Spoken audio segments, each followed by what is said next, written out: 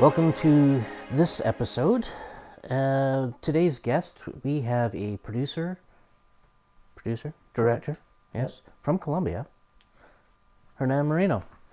Thank you, Gary. It's a real pleasure to be here with you in your show. My name is Hernan Moreno. As Gary said, I'm from Colombia, and I've been in Canada since 1999. And in about 2006, filmmaking dropped into my life, and it has had a great impact. When it comes to your first personal project, what kind of memories do you have from that? Like, do you remember? Because I know for me, my own personal first project, I remember almost every aspect of that film. How, the way it was written, the day of the filming, almost every nuance that was going on behind the scenes. I almost remember everything. Was it the same thing for you? Absolutely the same. My first project was it's my dearest to my heart, and I do remember everything. Just think about this: a guy who doesn't know anything about filmmaking, that has learned whatever he knows in a few workshops, in a few experiences he has on set. Now is directing a short film on 16 millimeter film, with a semi-professional crew. It was very intimidating, but it was an experience that I'll keep with me forever. It's been the happiest 2 weeks of my life, and I do remember everything, every little thing about it. For sure, I do remember. And I've seen this headshot of yours and on Facebook and other social media. We are holding like an actual gun. I believe it's an 8mm camera. Yeah. Right. Have you actually worked with the 8mm before? I have. Yeah. So actually, I have worked on several projects shot on Super 8 film. And I love it. I love the look of it. I love the process of it. I love the editing of it, the splicing actual film. And I think working on film has taught me a lot, because the process is totally different. I wouldn't say totally different, but your pre-production and your planning has to be very strong, because especially in the indie world, film or the budgets are rather limited, which means you cannot shoot takes and takes and takes, because you're gonna run out of film. So I think because my first short was shot on film, and I have actually 60% of my shorts have been shot on film, that has taught me this process of having strong planning, having a very strong pre-production, because we cannot waste any resources. Right. Kind of a twofold question here. So do you have a favorite genre? And secondly, is there a certain director that you kind of, you really admire his work type thing? Yes. So my favorite genre is drama and experimental. I love experimental. I think it gives some freedom that narrative sometimes doesn't give you. So those are my favorite dramas, although what I've done mostly is comedy, but just because out of circumstances, and because when you're starting, I found that comedy would be an easier way to get up there and to get your name shown, for a lack of a better word. And to answer your second question, I don't have one director specifically, but I have a few directors that I admire profoundly.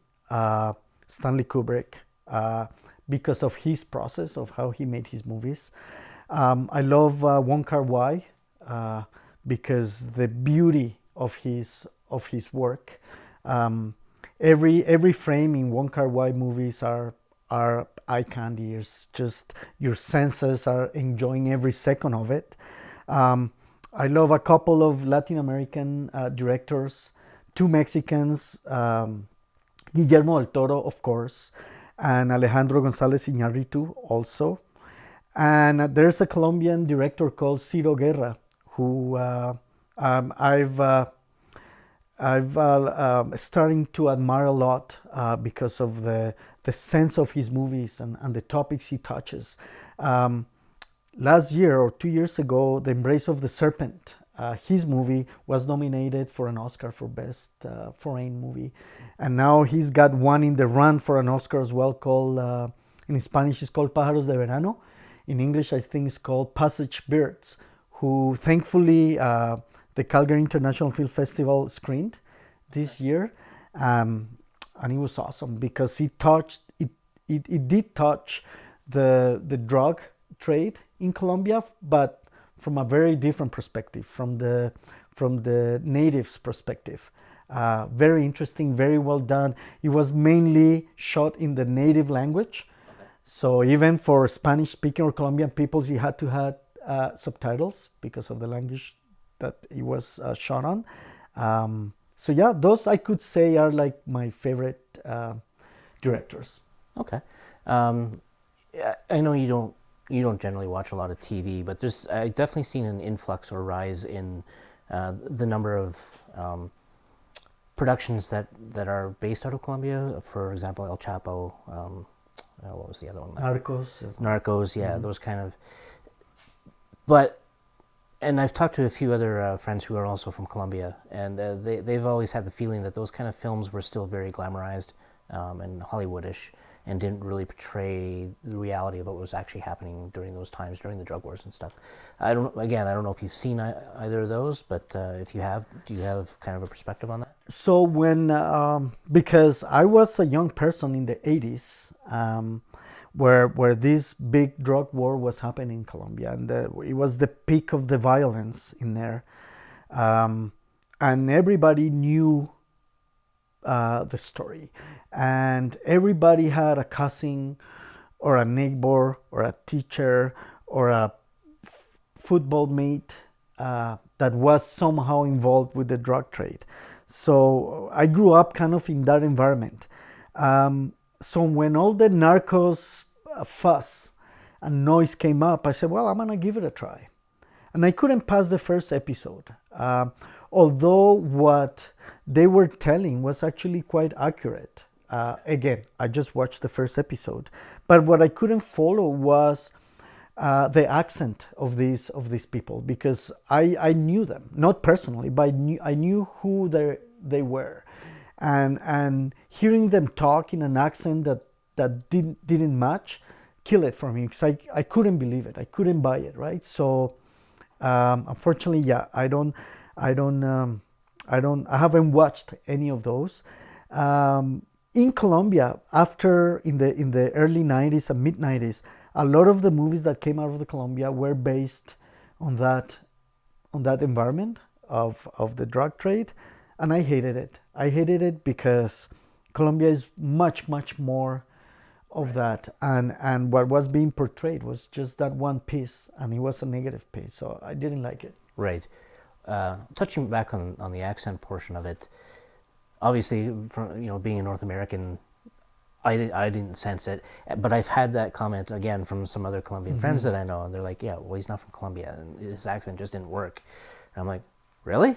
I had no idea." And I can understand the success that it's having in different markets, right? I mean, a lot of Colombians like it too. It just didn't work for me because I couldn't believe that was Pablo Escobar who was speaking in an accent that it wasn't like Pablo Escobar's accent. Right, yeah. So I just couldn't follow. Okay, no, that's fair enough. So let's talk about some recent projects that you may have been working on, and maybe some potential future ones that you foresee coming your way at this point. Thank you. Yeah, well, so I've worked lately in a couple of small projects, assisting directing, and I am also in pre-production for a short of mine that I'm gonna co-produce and direct, and it's gonna be in Spanish with subtitles. Obviously, it's gonna be a thriller, which is gonna be a new experience for me. So that's what we are working on right now. Okay.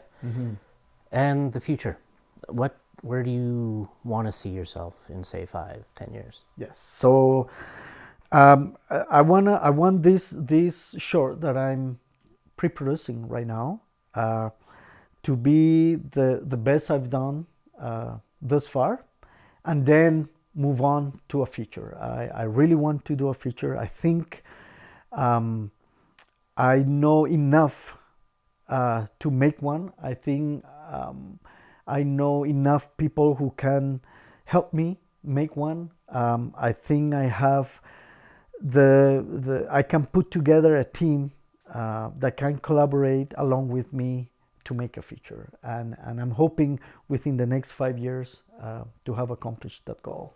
Okay. So I'm just gonna, for anybody who's actually watching and is not in the film industry, especially in Alberta, we tend to have to beg for favors for a lot of our projects because funding is just not readily available, especially for short films, things like that. And we were kind of touching on this earlier before the actual interview. When it comes to features, there seems to be a bit more opportunity for actually raising funds for that. Is that something you're looking into for your potential future feature? Absolutely. And again, for audience members that might not be too aware, where do you think you'd be looking to try and get that funding? Yeah, so Telefilm has a program that is helping for first-time feature filmmakers, as well as the Calgary Film Center also has a program that helps first-time feature filmmakers, and there are many others that give you the opportunity to apply for funding. That is a little farther away for me. I'm still writing the script for the feature, so I like to have breakfast before I have lunch. So I wanna finalize the script, have it not locked, but have a solid idea of what the script is, and then move on to the next step, which would be start to pitch the script away to try to get some funding. So if somebody actually wanted to see some of your work, how would somebody be able to go about do that, or can they at this point? Yeah, well, all my old works are in Vimeo and in YouTube. I imagine if you search for Hernan Moreno or Hernan Moreno, they're probably gonna pop up at the very bottom of the list. But it is there. I have there my demo reel, which I need to update, and a few of my old shorts. Okay. So when you did your demo, or had your demo reel done, is that something you actually edited yourself, or did somebody else do that for you? This last one I did. Okay. Because I got into editing not long ago. Because I realized that the more you understand the editing process, the better director you can get. Right. Or at least you can direct shows that would give less grief to the editor. So I found that very important to know, or to at least understand, at the very minimum, scratch the surface.